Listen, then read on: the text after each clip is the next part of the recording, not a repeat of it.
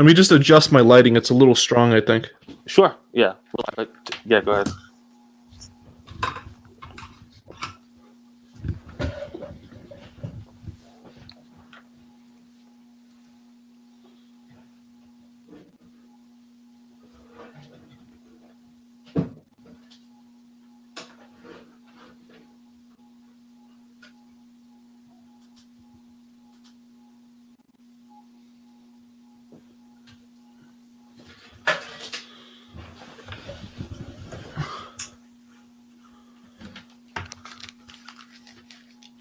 Yeah, I learned a few filmmaking techniques along the way.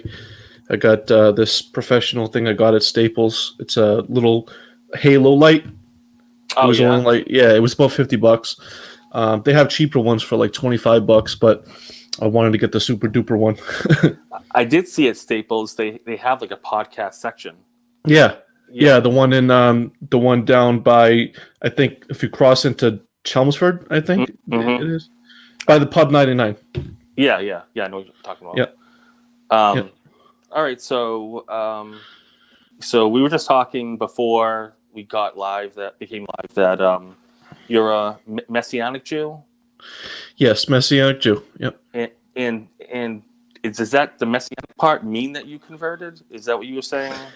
Yeah, the messianic part means that in biblical terms we call it the grafting in of Gentiles.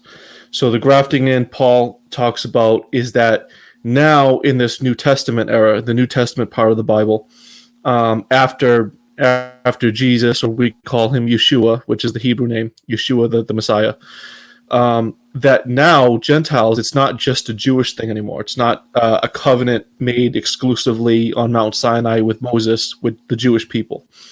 But we also believe that even in that time, there were Jewish converts coming in. So that's actually what love your neighbor as yourself means, is accept those who are of a different faith or a different practice or background into your family, into your faith family. So what Paul believed, we believe as Messianic Jews, is that Gentiles who are non-Jews are welcomed in through the Messiah. So if you believe in the Messiah, you are now part of the family. Okay. So is the Jew and Gentiles anyone who's not a Jew or Gentile? Yeah. Okay. Non-Jews. Non-Jews Yeah. or Gentile. What were you religious at all before becoming Jewish? Before that, I mean, it was sort of a competing worldview, I'd say, because I was raised into a Catholic faith. Although I was intrigued by it, I just didn't get it. I just didn't understand. I mean, I thought like the statues and everything, the nice temple and everything like that. I thought it was nice, but I didn't really connect with it. I was actually more interested in like alien life and stuff like that, and metaphysics and all types of stuff. Like, I mean, I was really into science and evolution and things, but I was wondering about metaphysics and how that fits in. So I was always more about the mystical side of things. And when I found Messianic Judaism around the age of 15, and coming from a family that were previously atheist, or some people were still atheist as I was growing up, and died atheist. So I had sort of a balance where I was always very investigational. I was always, no matter what I believed, I always had to investigate it. And so when I heard about Messianic Judaism, which was incidentally a synagogue on the second floor of my mother's church. So when my mother converted to Christianity from Protestant Christianity, when she converted and my uncle converted, I found the synagogue on the second floor. So I would go there on Saturdays, and she would go there on Sundays, and I would do both. So that's a lot of church. yeah. But it was like such a. It was weird because I had to balance two types of faiths coming from the same Bible. Right. So. And do you believe? I would assume, but do you believe it's the same God? Like you and your mom praying to the same God? Oh yeah, same God, but different practice. And the practice is different because we believe in the Torah. We believe in keeping kosher. We believe in just living a kosher lifestyle. And I have Orthodox friends. I have all different types of Jewish backgrounds, friends from different Jewish backgrounds as well as Protestant as well. So I had been in. You're right. It's a lot of religion. It's a lot of religion. I'm juggling. Yeah, you know what's funny that the little bit I know about the Jewish faith, it's I listened to a guy, Rabbi Wolfie.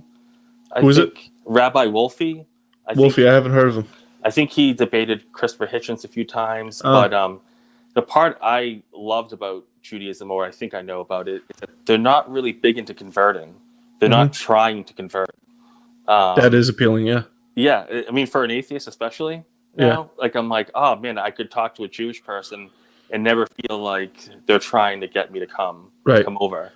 They're more interested in converting their own people back to the religion rather than converting strangers. Yeah, so they have a whole sect called the Lubavitcher. And when I was in New York, I used to hang out in the Jewish section a lot, and they would come up to you and be like, "Are you Jewish? Do you want to wrap tefillin, which is the prayer thing? They wrap it on the head and put the thing on their head." So they would do that, and so they're more interested in because they believe that if you're born into the covenant, you're born a Jew, you should be a practicing Jew. But as far as people outside the covenant, and that's how Messianics differ, is that we believe that everybody is welcome to come in. Okay. And yeah. Have you ever got someone to come in? Not that you were intending to, or just... I get people who are interested. I get people who, and the reason is they're voluntarily willing because they realize that there's something missing within Christianity, and they're looking for that missing part. So it's not that I believe that I have to go around and convert everybody to Messianic Judaism. It's just that people who feel chosen, they feel that they're chosen for that kind of lifestyle. Mm-hmm. They ask me about it, and then I'll tell them. Right. Yeah. Do you think the practices, like the difference between Catholicism, Judaism, Baptist, do you think within those practices is like a determination of heaven and hell? There's a what? Do you think that do you think the little like nuances that are different in the different religions determine heaven or hell for that person? And I'll just start with regular Judaism. I'll start with mainstream Judaism, is that they believe in something similar to purgatory, whereas there's sort of like levels to hell. It's not necessarily this eternal burning conscious torment. It's more of a time of purification. And I actually do think that accords more with the Bible, with what the Bible actually says, than what Christian tradition has led us to believe. And actually, the Orthodox Christian faith, the Eastern Church, was more in line with that as well, because they were sort of more in line with the Jewish understanding than the Western Catholic Church over the centuries. Right. So yeah, it's a little more like purgatory. Okay, I like that. Yeah. I was thinking as like now an atheist, just a purgatory, I'm good. Yeah, it's good enough. It's good enough. Because even when I was a Christian, grew up Baptist. The thought of heaven never even sounded appealing. It just sitting up on a cloud. Yeah, it's just like if I'm not going to do the things that make up me now, like I want to do this, but in heaven, like you know what I mean, without sin. And I don't have to go to work. Right. Like if it's going to be the perfect situation, like, you know, as far as going to heaven and singing and praising, it just doesn't. Do you guys teach that? Is it similar or? No, I don't. I mean, I'll always start with regular Judaism and compare it with what Christian tradition and Messianic Jews believe. So I'll start with regular Judaism, mainstream Judaism. Sees heaven more of what the New Testament would call the new heaven and the new earth, but they call it Olam Haba, which is the world to come. So it's not sitting up on a cloud with a harp, singing praise songs for all eternity. It's and actually I don't even think that's biblical.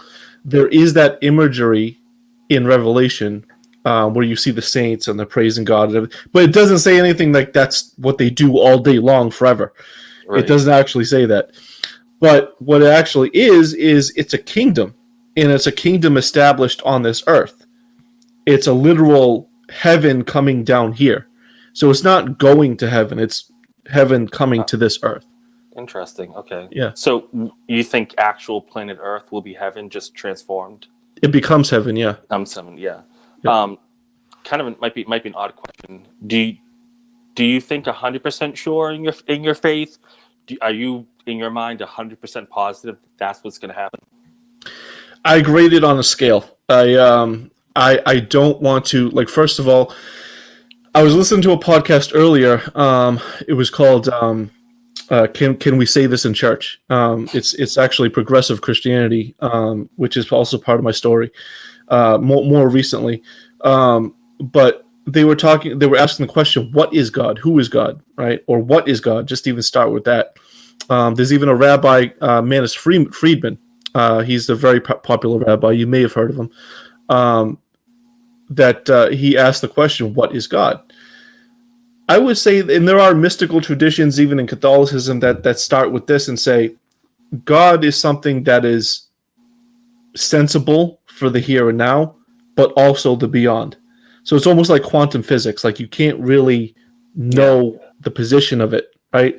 But you know it's there, right? It's there, but you don't. So it's sort of like a both and situation. So I would say that for me, God is a beyond. So I don't really know and I don't really understand. But at the same time, there's a part of it that I do. And that's what I focus on. The part, the very little, the minutia that I do understand, that's what I hold on to. See, that's what I like, not claiming to know what you don't know. Yeah, exactly. Because how can you? Right. Yeah, it's like we don't know exactly what heaven's going to look like. That's why I always say, I've said in other episodes that if I didn't grow up Baptist, that Christian, that particular faith, I probably would still have faith. Yeah. But the certain religions, not just Baptists, that the way they paint God in the Bible, it's so unappealing. Yeah. Yeah. That why would I? Why would I want to convert to that? But were you going to say something about that you're progressing more towards Christian, or were you alluding to something about that? Well, progressive Christianity is basically a form of Christianity that people are starting to what they call deconstruct. Deconstruction is when you no longer believe certain things about your faith and your faith tradition, and you're trying to reconstruct into a different form of it. So it actually started. Since I was sort of raised in Messianic Judaism and mainstream Christianity, as it was, I always had that background, but I always knew that there was something wrong, that there was something that needed to be corrected, and I got much of that from Messianic Judaism, that correction. The only problem is Messianic Judaism came as a splinter group from Christianity, Protestant Christianity, in an effort to convert Jews. So a lot of the theology is still within Messianic Judaism. And I needed a little bit more understanding of the and I came across, and here's how that started. I came across the first thing that happened deconstructing was when I was in the Messianic synagogue and the rabbi was talking about the rapture, right? And he was deconstructing that whole idea, tearing down that entire idea of the rapture and going up in the rapture and everybody being left behind and the whole Kirk Cameron spiel. Yeah, right. Right? Yeah. So, and that was like, all right, I get it. I get it that we're not supposed to just be escapists. We're supposed to do something here. We're not supposed to just be sitting here waiting.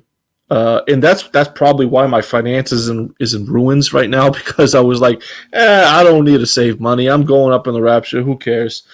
Oh, so many people. It's destructive. People. Yeah. It's just destructive. That's the part about religion that makes it so hard. I've watched my own family like just pour money into the church. Yeah. And it's like, and then you come home and you're like, we really got to start saving up money because we really need a new water heater. And I'm like, you missed 2 payments to the church and you get your water heater. Payments. that's what I call them. Yeah. So it's interesting. But yeah, but that's what it is. It's a tax. I call it a tax. It's the faith tax. Right. Yeah. It just to go further. Yeah. I always said when people say Jesus is free, and I'm like, yeah, saying you believe in Jesus is free. it costs you a lot, depending on the religion. That's Yeah. why I'm like harder on my own religion I grew up with than other religions. Because I bet if I grew up Messianic Jew, and I was even reading about it before coming on, and it's just doesn't have that underlining hate that so many have. Yeah. And I always point to the Jewish faith because I wanted to ask you too about if you believe Jesus was the actual Son of God, or Mm-hmm. I don't know if Messianic Jew and mainstream Judaism differ. Mm-hmm. But and I wanted to ask you before I forget if you can go on to that. Do you think some of the anti-Semitic ways come from the Jews killed Jesus? Do you think that still affects? Yeah. Because I've heard some people say yes, and I've heard some people defend no, but that's a lot. But yeah, just Oh yeah, that's big. I mean, I'll start here. I don't know if anybody has studied or known about Gnostic Christianity. I just learned about it through the page. Somebody Yep. posted a thing about it, but very Okay. little. Yeah. Gnostic Christianity was a very popular sect, and it was very diverse. There were different. I actually just took a class from a Yale grad, and he specializes in Gnosticism. So that's on my. You can actually hear some of that on my YouTube channel, but I can throw that out later. So he talks about Gnostic Christianity as that's a huge part of it, the anti-Semitism, and it stems from this. It stems from the false notion, and I believe it's false, that there was a different God in the Old Testament, and that the New Testament God was this loving Father, but the Old Testament God was the big meanie that in the sky, right? And when you read the Old Testament, it's actually the opposite. Not that the New Testament God or Jesus is more harsh. That's where some people think, because they go, well, he's coming back to destroy the world and everything. And so this false notion is in progressive Christianity, where we're taught that this false idea of God came from the idea of man's inability to, and this is going to go into whether the Messiah we see as God.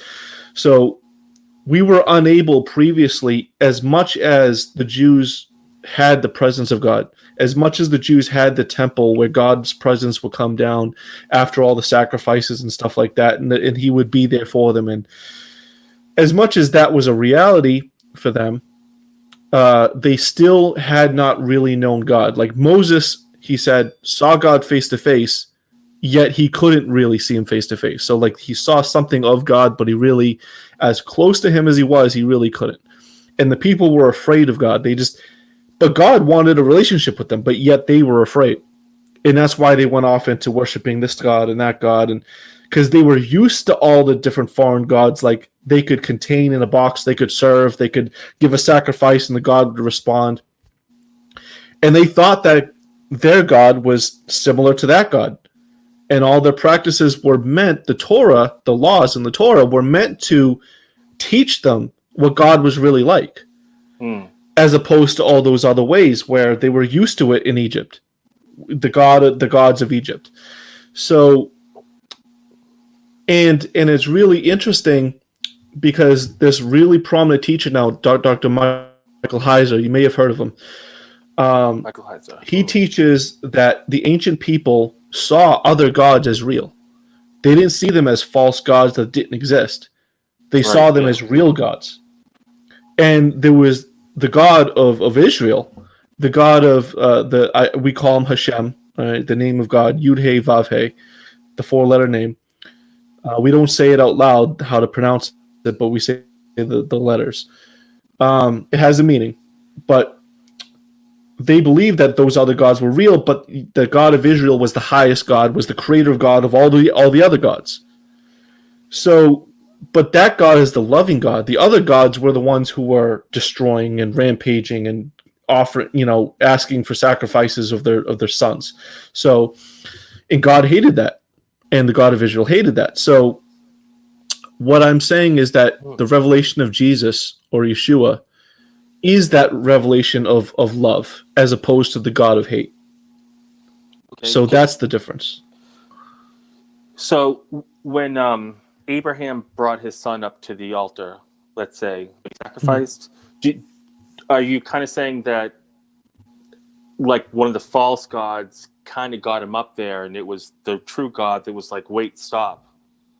You don't do this." Is that It kind of a, was, yeah, we see that as a test. It was Abraham's test of faith, not that God really wanted Abraham to do that. God did not want Abraham to do that. Now, many messianics would say, well, that was the test of faith because, see, that was the pre-incarnate Jesus, and Jesus was saying, hey, Abraham, I'm going to be the sacrifice. That's one tradition. I don't hold that. What I do, although that is something that we can say, but what I do hold is that Abraham deep inside knew that God didn't want him to sacrifice his son. He knew that God telling him to do that, he was going through the motions, right? He didn't really, and yes, he did raise the knife, and I guess he was about to do that, but what I really believe is that deep inside, underneath all the motions, he really knew that God didn't want him to do that, and he had faith that God was either going to resurrect him if he did, or that because God promised him he's going to have a son. How is he going to have grandsons if his son's going to be dead? That is a good point. That's a good point. Yeah. So there was something about that he just knew wasn't going to happen. Yeah, I guess if Abraham knew his family was going to grow, or however you want to, then it's a good point. I never really thought about that like that.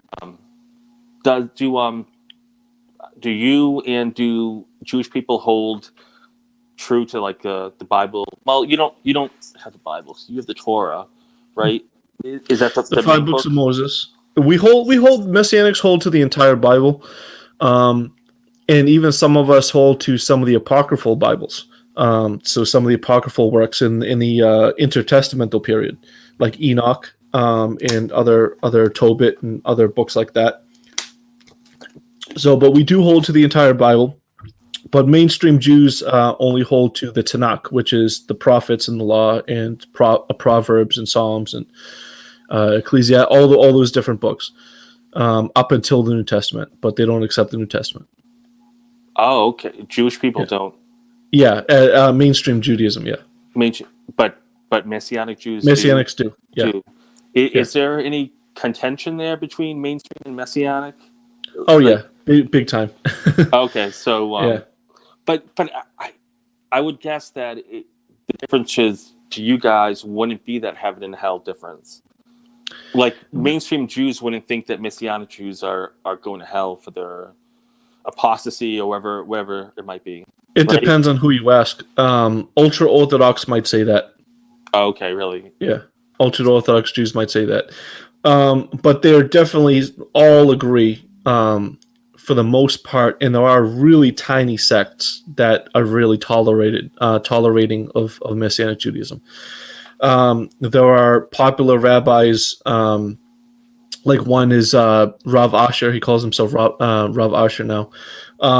He actually is one who goes around and he converts people. He's a convert himself, and he converts people to Judaism. But he's very tolerant of Messianic Judaism. He doesn't see them as heretical. He doesn't see them as outside the box. But he doesn't subscribe to many of the tenets of Messianic Judaism as far as Yeshua or Jesus goes. So he's not judgmental of them, but at the same time, he says, hey, that's not mainstream Judaism either. Okay. Well, what do you I don't know if you hold any personal differences between Messianic Jews. So I don't know if I should say, what do you believe in this, or Messianic Jews believe, but what do you feel about Jesus, like that part of the story? Yep. So I want to use the Bible's own narrative, and I want to use the Bible's own language to describe who Jesus is. Jesus doesn't call himself the Son of God. The apostles call him the Son of God, which is an interesting point. It's a good point. The apostles call him Son of God because they were contrasting him with the Roman emperor, who called himself God. So they says, well, the Roman emperor is not God. We don't worship him. Yeshua is the Son of God. So I do believe that they believed he was God. But Yeshua himself, Jesus himself, calls himself the Son of Man, which is interesting. But that was a moniker of divinity in the first century because of this. There's a very Jewish idea, and modern Jewish scholars understand this. Very religious Jews don't accept this, but modern Jewish scholars do accept this. Um, there's a book by Alan F. Siegel called The Two Powers in Heaven. And the intertestamental period of the Bible, around like just a century before Jesus came onto the scene, Jews believed that God had a body. Jews believed, and even some of the Talmudic rabbis believed that God had a body. Even some of the medieval rabbis believed that God had a body, and that was a huge debate. Because they see in the book of Daniel, which Jesus said of himself, Daniel 7:14, that there is when they were in Babylon, they were contrasting like I was talking about, the gods of Babylon versus the gods of Israel, God of Israel. They saw that there was one like a son of man, but he was very divine-like. So, do I say that he's God? Yes. But I say in the way that the Bible presents it, that there's a God in heaven and there's a God in earth. And that Jesus is that connection, that full revelation. The Hebrew says that he's the image of the unseen God. Okay. Yeah. So when so do you? I think it's like a weird thing to say, but do you think that when Jesus died, then that he was actually like, did that need to happen? Mm-hmm. Yeah, I'm definitely going to get there. Okay. All right. So the reason why I think this is important is because ancient Judaism, and I'll contrast it with modern Judaism. So there is an ancient Judaism, there's a modern Judaism. So the rabbinic Judaism is this later innovation where they had to figure out how to live as Jews without the temple. Because the temple was the main way that they related to God. Without the temple, it's like, what do we do now? We can't do the sacrifices. We can't. And the sacrifices, first of all, Christianity misunderstands that blood sacrifice wasn't the central sacrifice. There were all types of sacrifices. There were bread sacrifices. There were grain sacrifices. There were fruit sacrifices. There were all types of sacrifices for which people could draw near to God. So it wasn't just blood sacrifice. I was just going to say that the blood part is what people in many religions focus on the most. You can't have anything without the blood. It needs to be blood. Right. I'm like, go on. No remission of sin without blood is the verse that they go to. Yeah. But that's, and I just wonder too if, like, when I think about sacrificing the grain, the bread back then, it feels like the same tithe kind of thing. Mm-hmm. Like I get that it may be important to the faith, but those poor people were still giving up the little they had. And why give up the food? You know what I mean? Well, that's a misunderstanding too. That's how Christianity has applied it, right? So that they can do what they want to do, build the church or whatever, right? Or preach the gospel or whatever, right? But the way that they did it in Israel, or the way that they should have done it, and that's actually one reason why God sent them to Babylon, because they weren't doing this. Because they weren't feeding the poor. They were taking the tithes for themselves. They weren't. They were supposed to be feeding the poor with the tithes. Okay, that's it. Okay, that's interesting. That's what's so interesting about Judaism to me.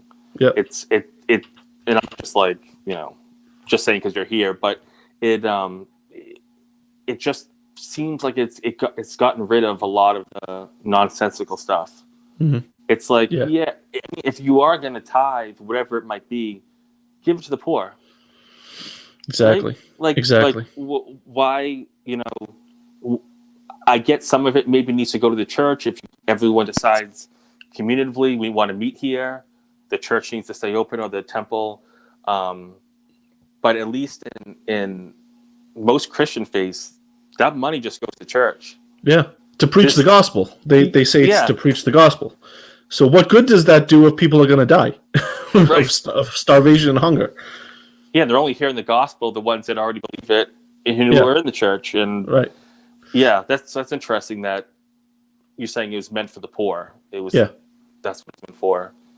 You can go on if you want to elaborate more. That's a huge, and that's one of the, and see, that's a nice foundation to, like, because one of the things that people like yourself are averse to, and having that understanding is like, all right, that's a huge problem, but where do we go from here? And the people who are believers who don't want to go to church because of that reason. And so myself, I don't go to church, and I've been a part of so much church stuff. I've done missions, I've done church plants, I've done all this type of stuff, and I'm just so beyond that.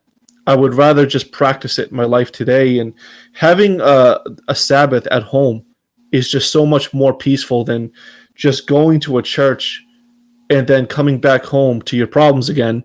Right? It's like a drug to people. Let's go to church and escape, and then come back to our problems, and then go back again as if it's going to help.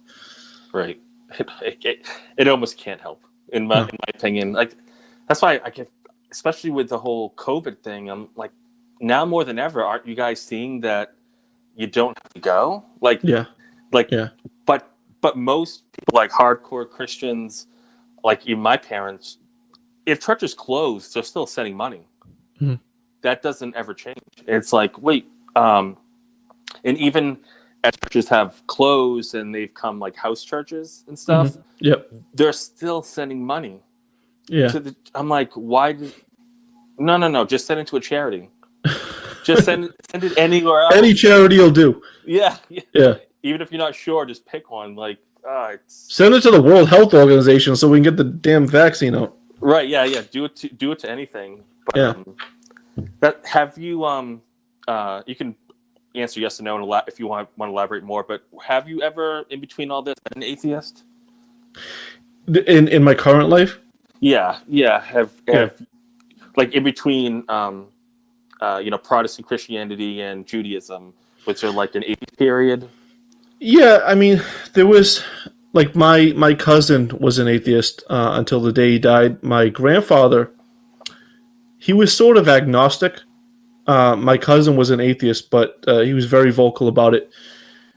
I think my cousin sort of wanted me to make my own choice. Like, he didn't say, yeah, don't be religious. He was just like, hey, he was sort of like antagonized me about it, like when I was starting to get religious. I think that was because he knew, because he was raised by his mother was a part of the Billy Graham ministry. Oh God! So the Crusades and all, and the evangelism and everything, and so he obviously went the opposite direction with that. Absolutely. Yeah, he just got pushed way out. Yeah, but he became a cop, and so he did whatever his altruistic nature wanted to do, and he became a cop, which was good enough. But the thing is, like, I think he wanted me to make my own decision, and he wasn't trying to run me out of it, but I think, like, he knew that I was going to become more religious by him antagonizing me. So I think underneath all that, he was like, he wants me to do it because I want to do it, not because he told me not to do it. Right. Yeah, I went through that with my with my brother once, talking about God or not God. And at the end, he's like, "Oh, you're just reaffirming my belief." And I'm like, it was solidified. Yeah, and I'm like, "Oh, okay." Then I gotta think this, And I think, like, a lot of people who come out of the Billy Graham kind of thing, which is essentially Me Too, if you think about it. When you get out, you become angry. Yeah. And you're just like, wait a minute, like, what a waste of this or that, and all the time, the money. But I mean, I never gave money. Luckily, I got out when I was like 25. Yeah. The only time I ever remember giving money is, I remember my dad said, I got $50 for my birthday, and he said 10% goes to God. Yeah. And I still to this day remember that $5 bill just floating down into nothing. I'm like, what? Where'd it go? Yeah, I could use that a lot more, Yeah. But do you kind of think, when you're talking about Gnostic belief, Gnostic to me just kind of feels like extreme fundamentalism.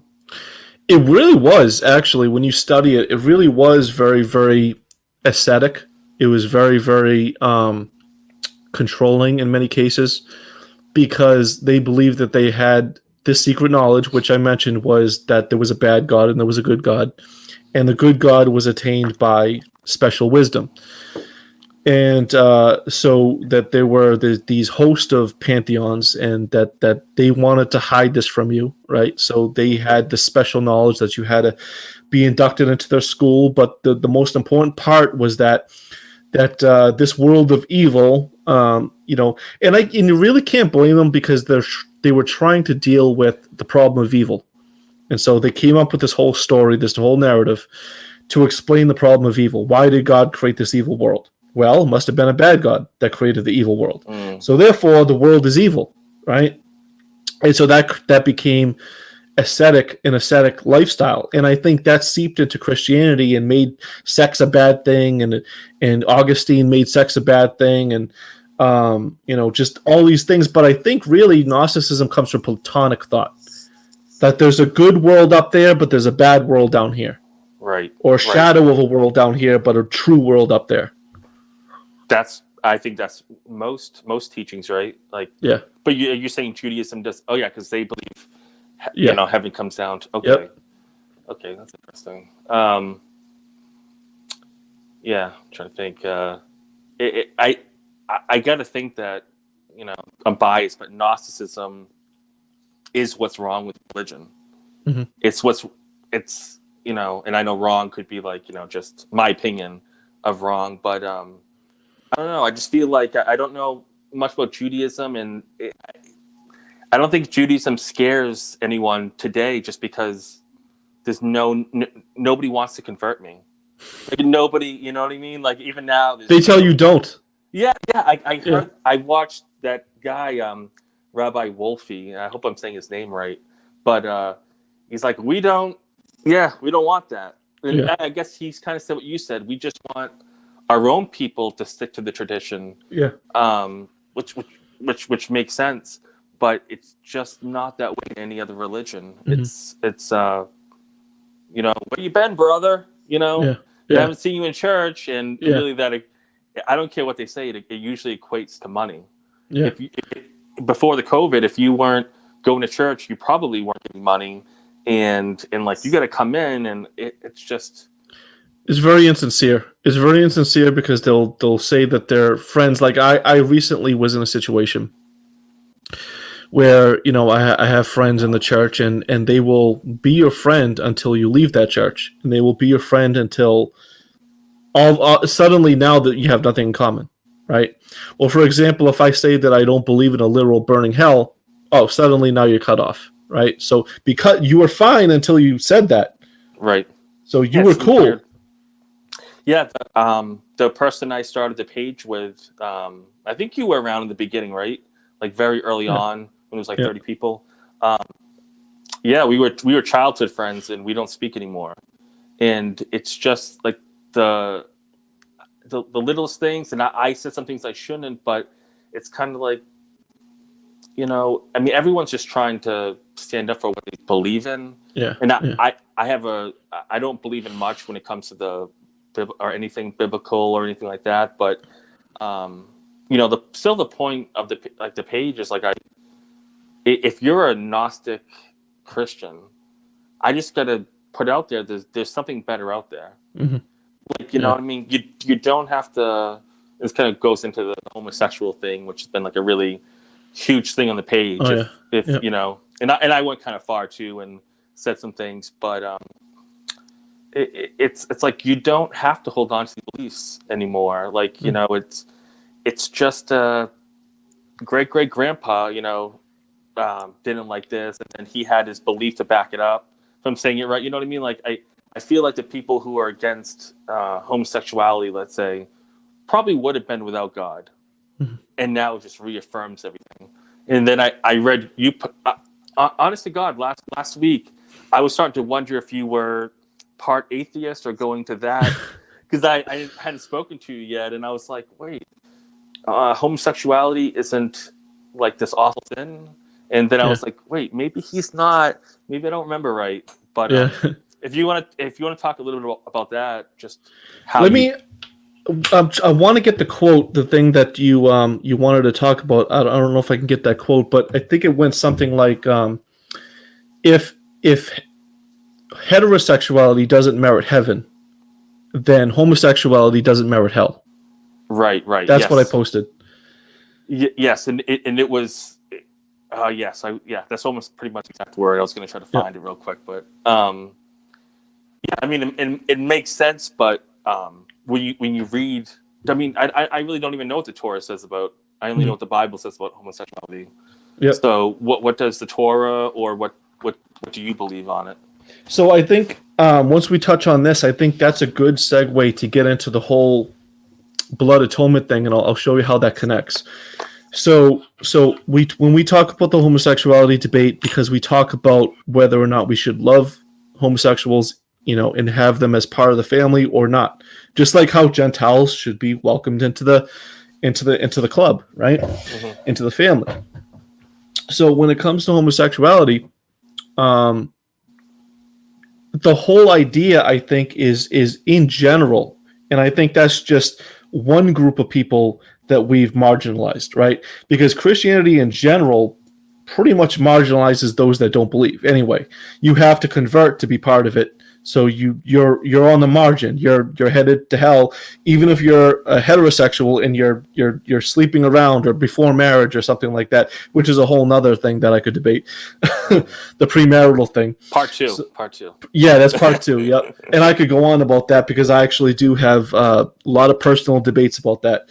So the thing with the homosexuality is that there are verses for it that people use. The five, you may have heard the 5 clobber passages, right?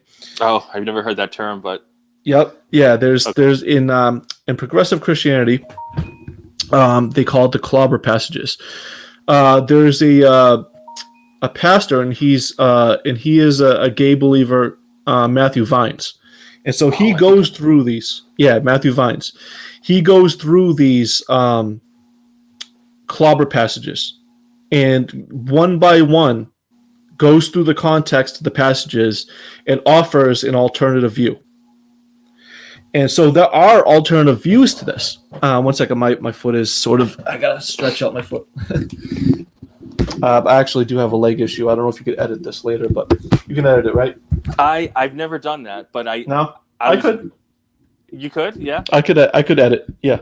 Okay, if I'll try to find a way to send it to you. I maybe email is the best way, or yeah, email would be good.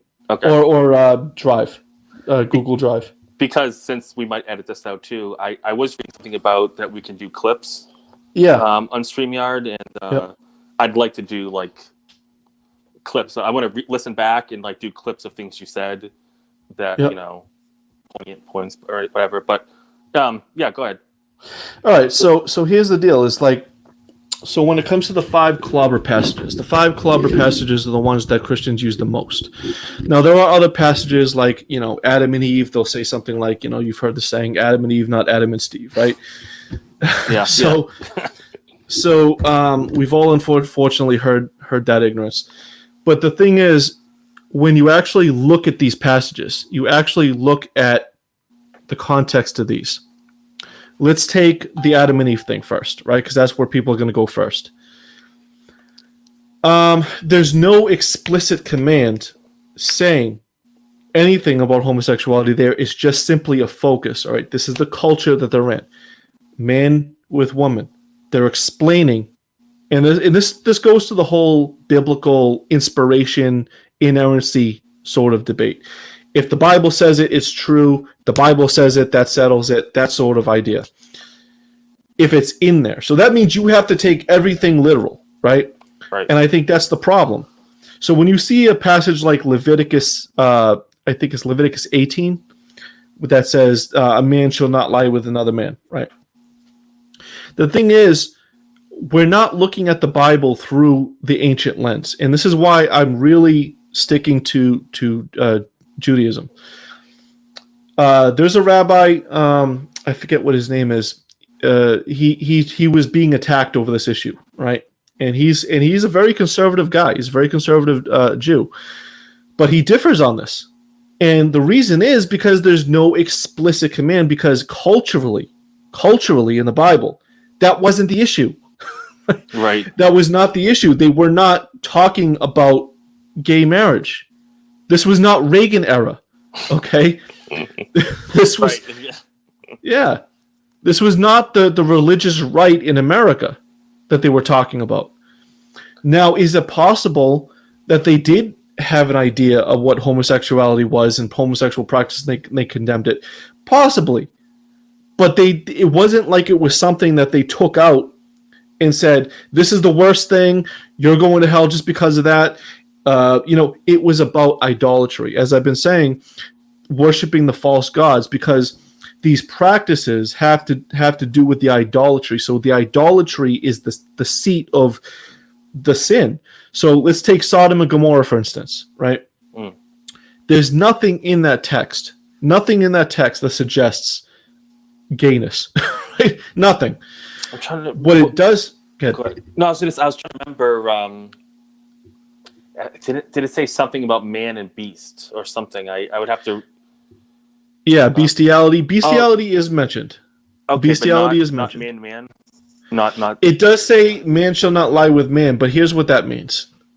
What Matthew Vines would say is it was man and boy, right? So basically pedophilia. Right. So that's what they're talking about. They're talking about a rich, and not even just pedophilia, it's a rich person, a person of prominence, a person of authority, a person of stature, taking a boy and having his way with that boy because of his power. Right.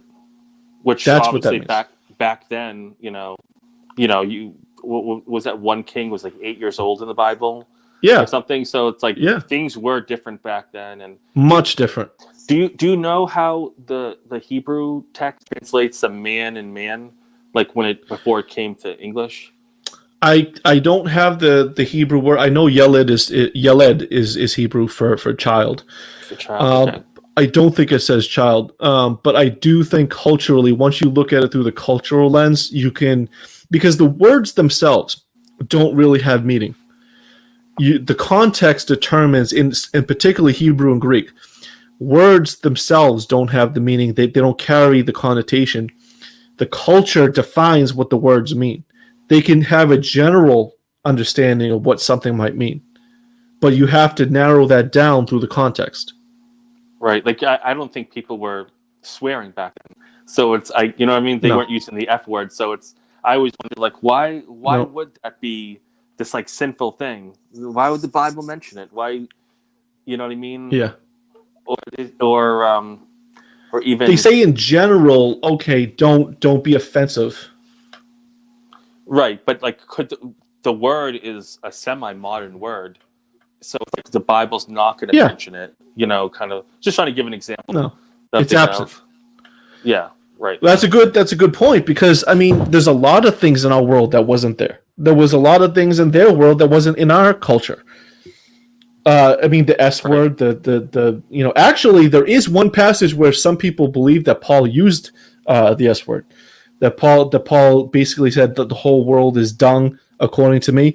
Some people believe, because it was such a powerful way of him saying it, they believe that he actually swore. He was like the equivalent of saying the S word. The equivalent of us saying that, yeah. Yeah, interesting. Yeah, to make a point. Right, yeah. Do you, just side note, speaking about Adam and Eve, do you believe those were the first two humans? Do you take the Bible that literally, or not the Bible, but you know what I mean? I don't have to. I don't have to. So because Adam in Hebrew, and this is where I really like to study the Hebrew. I can believe in intelligent design. I can believe in eons. I can believe in ages. I can believe in millions of years. It doesn't matter to me. What matters to me is what the Bible itself is trying to tell us. And I don't think the Bible, obviously, like you said, just like how there was no F word in the Bible, there was no science in the Bible like we have ours. So the Bible is not trying to tell us, Bible's not trying to tell us how the world was created. The Bible's telling us that it was created. So that's the point. The point is that it was created. By who? By God. So, and here's actually like a really interesting point that kind of goes through the entire Bible that explains a lot of stuff. The book of Genesis is about how Israel was going into the new world, the new land of Israel. It was a parable telling the people, here's where you come from. Your God has chosen you for this world to fix this world that was broken. So Adam, the Chash, serpent, means a fiery burning thing. When's the last time you saw a snake burning? Right. Right. Because that's what the Hebrew says. It must mean something else. Do you think in their wording at all they were kind of theatrical in how? Oh yeah. Yeah. The Bible? The Bible can be humorous when you read it in the Hebrew. The Bible can be fanciful. It could be it's storytelling. It's art. And I actually do believe that the Bible is like one of the most amazing books that have ever been written ever, and just the way that it's been edited and put together over centuries. Just that alone, I don't have to believe that every single word came out of the mouth of God. Now, if it say, hey, Moses got this from God and he gave the tablets, okay, I'll say, all right, fine, that's what it says. All right, I'll believe that. Because if it's true, it's true. If something that came from the mouth of God is true, and hey, don't kill somebody, obviously that's true. Even people who don't believe in the Bible know don't murder. So, right, yeah. Came from the mouth of God, it's true. Yeah, cool. I heard thou shalt not kill was translated like thou shalt do no murder. Murder, yeah. Intent. Don't have the intent in your heart to kill your brother out of hatred. Right. All right. If you want to go back to what you were saying about the homosexuality thing. Well, laws. So let's put it this way. Why was the law given? All right, and I'm going to lead up to standard Christian theology is like this. The law was given to show us how bad we were. The law was given to us so that we know that we can't do the law. So if we can't do the law, then Jesus does the law, so that way we don't have to do the law. Messianic theology is you have Jesus, you have the law, why not do both? Right? So the thing is, why was the law given in our theology? The law was given to transform the world. The law was given to change hearts and minds and people. The law was given so that we would know who the Messiah is. Once we know who the Messiah is, we can do that. What's the sum of the law? The sum of the law is love. Why was homosexuality forbidden? As I said, because a powerful person was taking advantage of a person with no power. Right. So again, it goes all the way back to the love thing. And so when people are using those scriptures as a way to put people on the outside of the church and say, unless you change, you can't come in, they're missing the entire point. They're missing the entire point of it. Or they would say, come in, we don't care, and once you're in, you're the focus. Now you're our project and you have to change. Yeah. So come on. Right? Yeah, go on. So, right. I mean, the whole thing is that the law was given so that we would know how to love.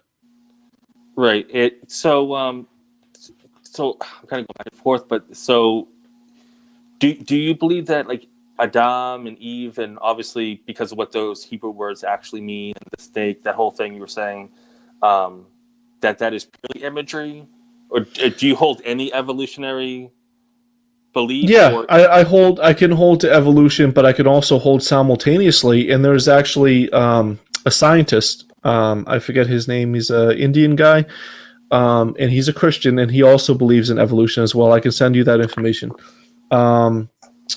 So he actually, if I have my other phone, other phone's over there. But he believes in evolution simultaneously, also believing that some of the narrative of Genesis could also be literal. So is it possible that Adam and Eve were real people?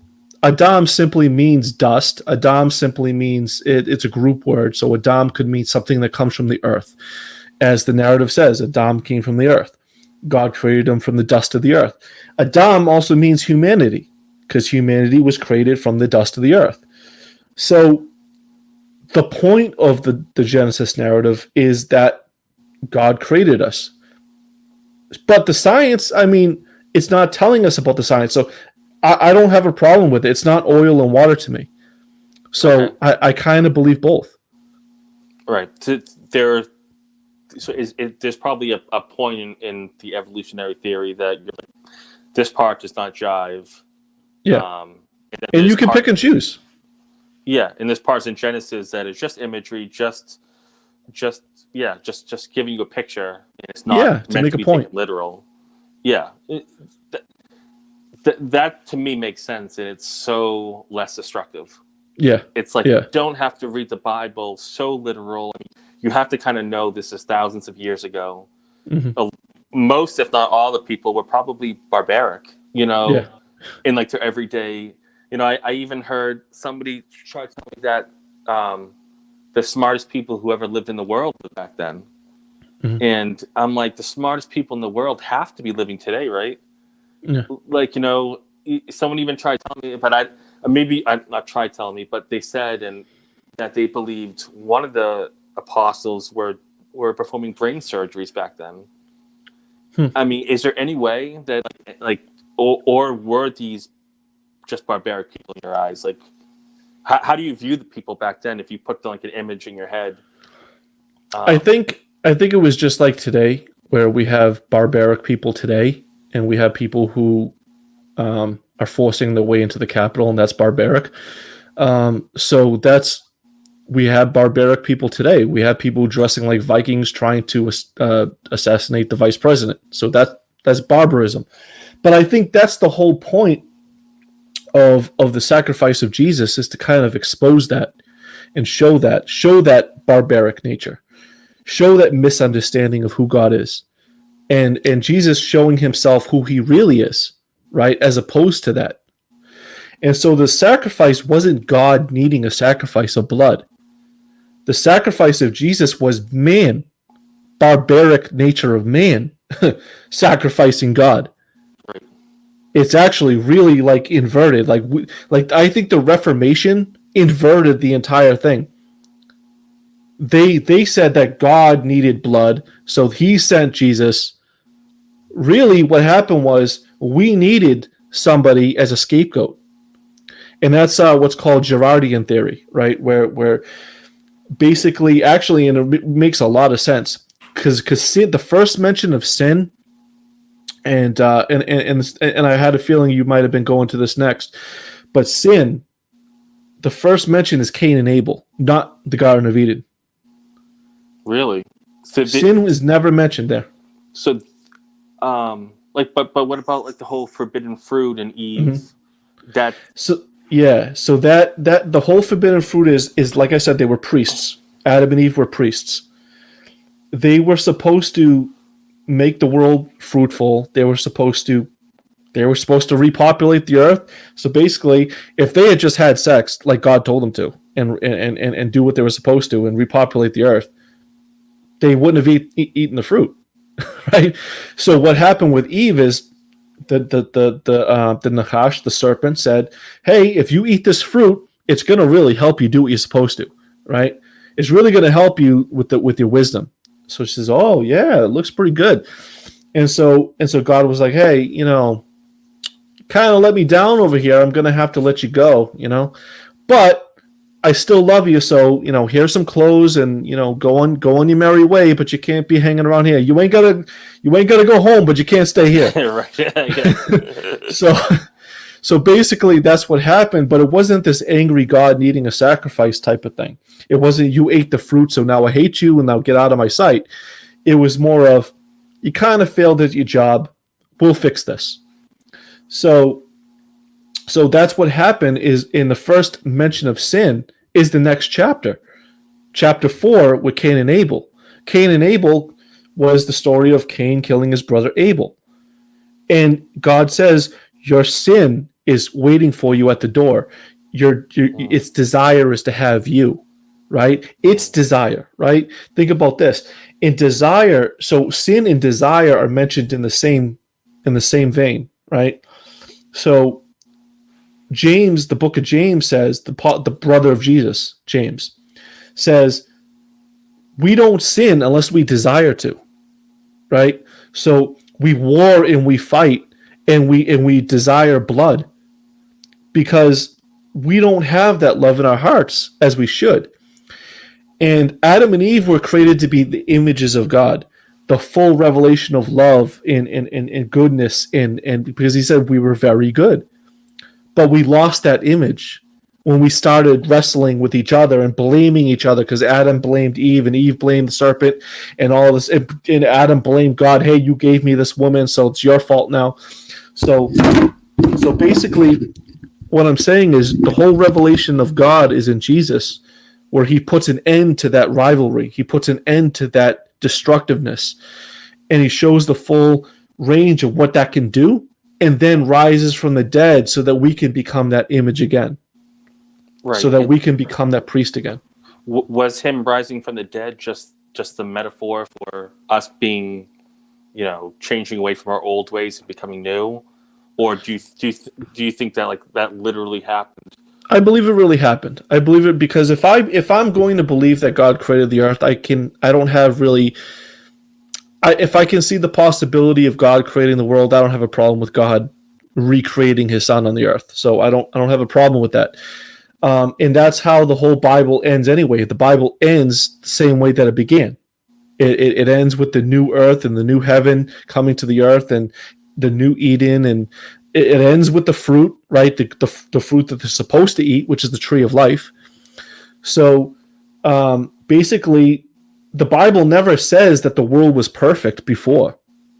It actually never says that. It never says that the world was perfect and then Adam and Eve ruined it. It says that they were in the garden. God created a good place for them to make the world perfect. That was their job. It was already kind of a mess, right? Right. So it was their job to recreate it, but they failed at that. But then now it's our job through the resurrection of the Messiah to recreate that world again. And so it could be a metaphor for us to resurrect spiritually, because I do believe it has that power. But at the same time, I do believe it's a real event, because how could everything else be literal if it's not? So although there are some picking and choosing, the thing is, I do believe that the apostles thought it was true. And so we're really just going on the testimony of the apostles on faith. The apostles said that they were eyewitnesses. We're believing the eyewitnesses. I wasn't there. Do I know that Christ rose from the dead historically? I don't know that. But I do know that the power of the story has transformed my life. I'm going to kind of say this way to end it, because I'd like to keep it at an hour, and yep. This is very easy. So yeah. Let's try to end it there. That's a good place to end. Yeah, that's kind of powerful. It doesn't really. How did you say that again? And at the end part out of me asking to repeat. The history. I'm believing what the apostles believed, that he resurrected from the grave by faith. But the historicity is not what I'm focused on. The power of the story is what I'm focused on for transformation. Right. The power of the story, you said, changed your life. Yeah. The validity of it isn't necessarily the most important. Because I don't have to worry about fear and death. I don't have to. I'm human, just like anyone. I have health issues, and so I worry about it sometimes. But that story is transforming, and that story gives me hope and gives me that necessary power to love others and myself and everything else, and even those that the church hates. So right. Yeah. All right. Awesome. Thanks for this. This will automatically appear live on YouTube. Cool. As we're doing this, even though it says 0 people watched, usually I see like 100 eventually. Yeah. We'll watch it. And if you want, we can, when you edit it, we can take that off and put the edited version on. Yeah, I can do that. So this is going to take a little bit to download to my phone, but this was really simple and easy, and that's awesome. It was a good discussion. It was a really good discussion. I enjoyed it. All right, cool. All right, I'll talk to you soon. Thank you. Maybe part 2 sometime. Oh, soon, I hope. All right. Thanks. All right, have a good one. Peace.